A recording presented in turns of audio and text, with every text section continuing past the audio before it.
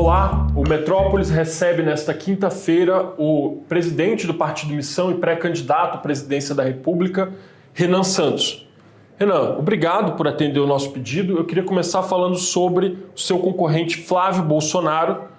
Ele deu uma declaração, não declaração, né, mas assim, a gente apurou na coluna e a gente publicou também, que a campanha dele colocou uma condição para participar de debates, que seria você não estar presente, porque ele teme, enfim, o tom que você possa vir a adotar num enfrentamento com ele num debate eleitoral. O que você teria a dizer para o Flávio num cenário hipotético de debate? Olha, realmente o Flávio, ele... Assim, eu não estou surpreso, mas eu também...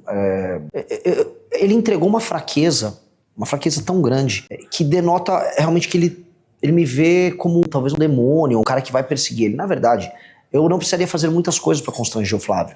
Se eu apenas no debate tiver um espaço para eu falar uma proposta, sem citá-lo nominalmente, e ele tiver que falar do mesmo tema do outro lado, o contraste já vai machucar ele.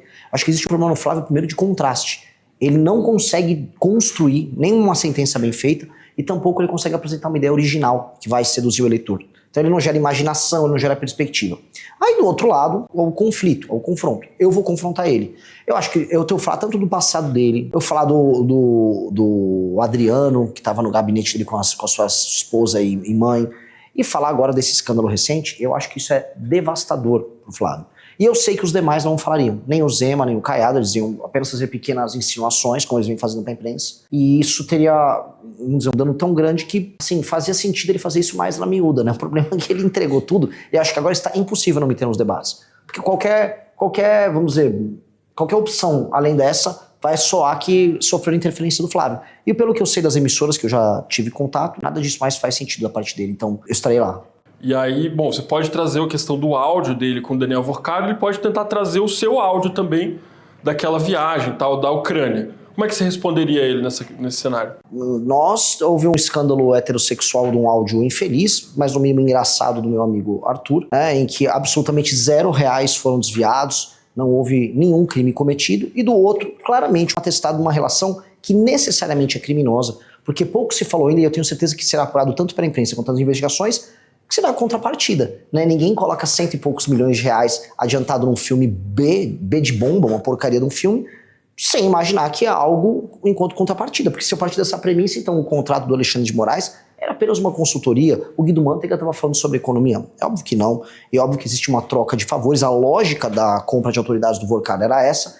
E nós saberemos os detalhes dessa com o Flávio logo mais. O que eu estou sabendo já de bastidores é que a visita do Flávio junto ao Vorcaro era tratando de sair fora da delação. O que ele disse que ele foi lá o Flávio foi até o Vorcaro e falou: não, nunca mais fale comigo, agora que você tem um escândalo, né? O mesmo Flávio que anda junto com o Valdemar, né, que anda com o William Tomás, mas ele chegou ali e aparentemente a conversa foi sobre delação. Tô entregando um off bom aqui pra vocês e depois eu te entro nos detalhes. E aparentemente ele foi tratar disso, foi se reunir pra, me tira fora dessa, vamos deixar combinado isso aqui. Não, entra nos detalhes agora, então, mas conta um pouquinho mais pra gente. É que eu teria que entregar minhas fontes, não sou jornalista, mas tenho que manter, mas aí eu posso entregar pra você no off. Podemos falar depois sobre Sim, isso, então. Mas de fato foi isso, assim, ele percebeu que deu problema e aparentemente ele obteve um combinado com o Vorcaro de não entregá-lo. Tanto que ele ficou seguro e saiu fazendo seu périplo junto a empresários e visita junto ao mercado financeiro avisando, não, eu só tive com ele uma vez, mas não houve nada. Então ele imaginou que... Exato, ele imaginou que ia ficar safe. Entretanto, os vazamentos acabaram quebrando a estratégia dele. Por isso que ele foi pego de surpresa e por isso que ele nem contou pro time de campanha. Renan, vamos mudar um pouco de assunto, falar de um tema que você gosta e explora na sua campanha, que é segurança pública. Você deve ter visto hoje a prisão da advogada influenciadora Deolane Bezerra, né? Foi acusada pelo Ministério Público de São Paulo de lavar dinheiro pro PCC, Primeiro Comando da Capital. E aí eu te pergunto, como combater o crime organizado, que hoje já tem inclusive soft power de organização criminosa? Então tem filme custeado parcialmente pelo PCC, tem cantores e artistas que são acusados de lavar dinheiro para facções, tem advogadas influenciadoras como a Deolane também. Como você lidaria com esse soft power das organizações criminosas? Pois bem, eu já venho falando muito que eu vou adotar uma postura que não será necessariamente a postura que se espera de um candidato liberal ortodoxo, um cara tradicional. Eu acho que no combate ao crime organizado, nós temos que passar por cima de determinadas liberdades. Dentre elas, a liberdade de expressão de artistas e influenciadores que são porta-voz de organizações criminosas. As pessoas se esquecem quando a gente fala de organização criminosa, às vezes acham que é um tráfico, uma lavagem de dinheiro. Veja, no mesmo dia que o PCC está fazendo uma determinada operação financeira com a Deolane, como aconteceu, o PCC está participando de brigas em favelas em que morrem dezenas de pessoas todos os dias. Para um país que vai morrer de 30 a 40 mil pessoas só esse ano, todo dia precisa morrer dezenas de pessoas, e boa parte delas são brigas entre facções. E não podemos aceitar que pessoas que participem ou do debate público, ou que estejam, vamos dizer, nas redes sociais lacrando, produzindo seus vídeos, naturalizem isso. A Deolane nunca escondeu que ela era advogada do crime organizado. Essa é uma das características que o Pose do Rodo também tinha, que o Elan tinha. Não é que era um trabalho dissimulado, era um trabalho escancarado. Falou, não, eu sou advogada de porta de cadeia assim, não, eu faço isso e vou tirar o meu cliente da cadeia, porque ele só é culpado se for condenado e olhe lá que eu vou recorrer. É uma cultura da normalização do crime, da naturalização do crime como uma prática menor, como se fosse não é nem uma falha de caráter, é como se fosse uma falha em ser pego. Ih, malandragem foi pega. E isso se naturalizou, e a gente percebe bem, nas camadas mais baixas da população brasileira. O que tem em comum tanto o Pose do Rodo quanto a Deolane? Eles falam com a classe C, D e E. A Deolane, quando ela... Acho que não sei se ela estava nessas casas, fazendas, um reality show, o do Carlinhos Maia, eu realmente não me lembro qual era. Ela foi... Vamos dizer, ela foi alvo de um choro e de uma campanha gigantesca. E aí, quando ela foi detida, mesma coisa, as pessoas ficaram na frente de delegacia chorando. O que isso mostra? As pessoas mais humildes não aprenderam a usar esse aparelho aqui, e as redes sociais tomaram a cabeça delas, e você consegue naturalizar o absurdo nos mais humildes. Isso tem um efeito muito grande, porque ao naturalizar o absurdo na cabeça de quem é a maior vítima do crime, que é as pessoas da classe C, D e E, eu tô falando de quem morre na mão do crime organizado. Quem mora em áreas. Exato. Quando eu naturalizo para eles, é literalmente a ideologia que faz com que eles aceitem aquilo como modo de vida. Então eu vou precisar libertar essas pessoas, mesmo sem as pessoas sequer entenderem que elas estão aprisionadas. Então vou ser muito duro. Esses influenciadores todos, a partir do momento que a gente coloca o direito penal do inimigo em funcionamento, e a partir do momento que está demonstrado que esta influenciadora é ligada ao crime, ela não tem direito a ter uma opinião. Ela só tem que ser presa. O Oruan tem que ser preso. A gente tem que parar de, vamos dizer, criar formalidades. Tipo, não, ele é um artista. O cara não é um artista, é só um porta-voz. O que aconteceria com a Deolane num governo seu?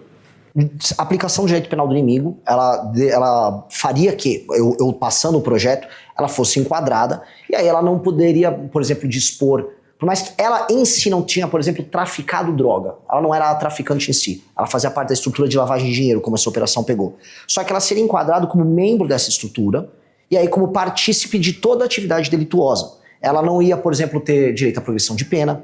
Uma pessoa que tem um enquadramento, ela não tem mais a presunção de inocência. Então, uma pessoa que é enquadrada de acordo com o direito penal do inimigo, e aí o Ministério Público, a Polícia Federal, os órgãos de investigação, não, este aqui é claramente um membro, foi pego pelo COAF das Relações Econômicas, ou ele estava com uma metralhadora escrito CV na camiseta na frente de uma favela, pois bem, esta pessoa tem presunção de culpa. A operação policial, qualquer uma, ele foi encontrado na rua, ou uma câmera numa cidade pegou aquela pessoa circulando, ela é presa na hora, já é levada para o presídio sem audiência de custódia, ela não pode pagar fiança para sair, e ela vai ter penas muito duras. Portanto, o direito foi rápido com ela, e as penas são duras. É isso que o direito penal faz com o faccionado. Então, nós precisamos atuar dessa maneira, e isso vai incorrer do pequeno traficante ao grande traficante, do Oruan à Deolane. Renan, se eleito presidente, você vai governar um país que tem poder judiciário que aplica a Constituição de 88. E por mais que você fale em direito penal do inimigo, como que você compatibilizaria isso com essa estrutura que existe? Os juízes vão continuar julgando, os ministros vão continuar dando decisões. Como concretizar essa ideia sua? Primeira coisa que vai ser muito engraçado se o STF se opor ao direito penal do inimigo sendo aplicado por nós contra o crime organizado, quando o próprio STF aplicou o direito penal do inimigo contra o Bolsonaro e a turma do dia 8 de janeiro. Eles fizeram isso. Foi criado um inimigo, e o inimigo era basicamente o bolsonarismo, e aí a lei era rápida, o inquérito era veloz e as punições muito duras. Foi basicamente o que o bolsonarismo o STF fez, foi a aplicação do direito penal do inimigo, porque o próprio STF sabe que funciona. Tanto funciona que eles utilizaram contra o inimigo deles. Eu vou avisar, STF, isso aqui foi uma operação exótica que não passou na prática pelo legislativo. Nós formalizamos isso no legislativo, agora nós vamos executar. Você vai se opor? Então, se eu fizer uma operação, por exemplo, em Santa Quitéria, no Ceará, ou eu fizer uma operação na Rocinha, se eu vier uma decisão do STF falando não pode cumprir, eu tendo passado no legislativo, tendo cumprido todo o processo legislativo, eu não vou respeitar a decisão que vier do STF. Eu não vou cumpri-la, porque é uma decisão iminentemente ilegal. Eu não vou, de maneira ativa, enquanto presidente da República, sair arrumando briga com o STF à toa. Eu não vou fazer o que o Bolsonaro fez, ficar xingando o ministro. Pelo contrário, quero ter uma interlocução correta, educada. Acho que dá para ver colaboração entre o Poder Executivo e o Judiciário, por exemplo, nas fiscalizações com emendas que o próprio Flávio Dino está fazendo. Dá para ter cooperação, e isso é bom para o Brasil nesse sentido. Agora, vieram desrespeitar uma atribuição do presidente da República, o presidente da República não tem que cumprir. Como o Renan Calheiros não cumpriu uma decisão do STF em 2016, ao atropelar as atribuições do Legislativo. Será assim, sem show, sem grito. Não vou cumprir. Vou continuar minha operação aqui. Estou dentro do cumprimento da Constituição. Então, esse elemento exótico do STF não vai ter vez conosco. Eu também não tenho nada, não estou devendo nada para ninguém, estou bem tranquilo com relação a isso. E aí entra a segunda coisa, que é a aplicação erga omnes em todo o judiciário. Há, da parte do judiciário, muito espaço para inovação. Então o juiz vai dar uma sentença nova, especialmente de primeira instância. Ele dá, vamos dizer, a sentença lacrada, imaginando que com aquele efeito liminar ele suspende algo, e aí que você vai resolver no tribunal. A gente vai ter que mexer no CNJ e acabou a sentença lacrada. O Brasil tinha que chegar até a súmula vinculante, bem vinculante, como acontece em países como os Estados Unidos, para você não ter invencionismo. E a gente vê muito invencionismo na primeira instância. Bom, tem um lema da sua campanha, não sei se é um lema, se é um slogan, que é o tal do prendeu, matou. E ele é catchy, assim, ele pega bastante, eu já vi pessoas assim, as mais diversas falando esse negócio do prendeu, matou. Mas eu queria saber como que você lidaria, Renan, com assim, a responsabilização que pode vir de uma eventual morte injusta, uma morte de uma pessoa inocente, que pode acontecer se você adotar o prendeu, matou. E aí, como você lidaria com a possibilidade de ser responsabilizado nessa de prender e matar? O líder que estiver junto com as polícias no trabalho justo e sério de reocupar as áreas que estão hoje na mão do crime, ele vai ter que arcar com as eventuais falhas no processo. E olha, eu não nego que poderá haver, eventualmente, uma operação em que eu vou retomar o Complexo da Penha, alguma vítima inocente. Pode acontecer porque nada é perfeito. E nada no mundo dos homens é perfeito, e nada na ação policial violenta será necessariamente perfeito. Nós temos que trabalhar em nome da perfeição. Nós temos que trabalhar para ter um número, vamos dizer, mínimo ou nenhum de vítimas. Mas, entretanto, eu não posso prometer nada.